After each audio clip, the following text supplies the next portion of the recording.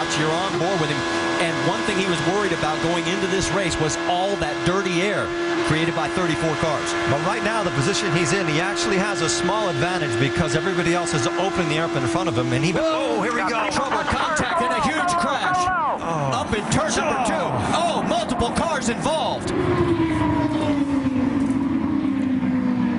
Oh, my. It looks like Dan Wheldon may be involved in it.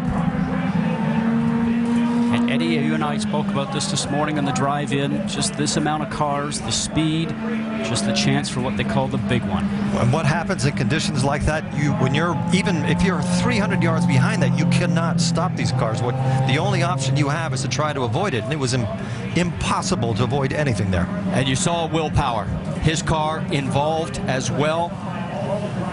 My. What a mess. That's Townsend Bell that was, I think his car was up on its side there, the 22. 15 there of Jay Howard. An additional entry, excuse me, is up to 19 to 15. I can't see with the sun shining there. Some of the car is broken. They're showing that as Alex Lloyd, the 19. It's the 15 of Jay Howard. Yes. One of the cars actually flew for about 200 yards in the air. Red flag is out here at Las Vegas Motor Speedway on lap number 12.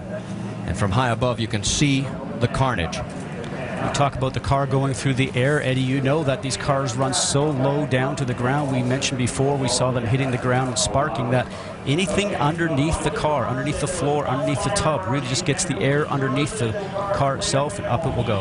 We saw J.R. Hildebrand out of his car. There is Dario Franchitti. Somehow he managed to get through the carnage, but Sure, guys, I mean, there's just nothing I can do. Will Power did not. 10-4. They are going to stop you at pit lane on the right-hand side. They want the drivers to stay in the cars.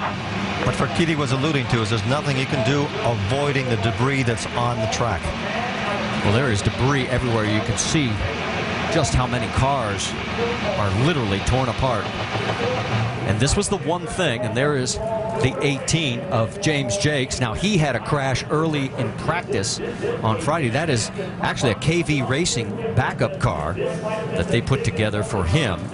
Now, I don't see much damage on there, but he's out of the cockpit. And look at this from high above.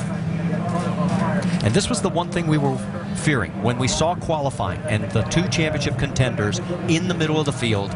A big crash like this early in the race. What happens in accidents like this is that a single mistake by anybody, which might be dirty air, could be anything, multiplies itself so fast that you start accumulating cars. There's no way that you can control what happens. Once you start spinning at those speeds,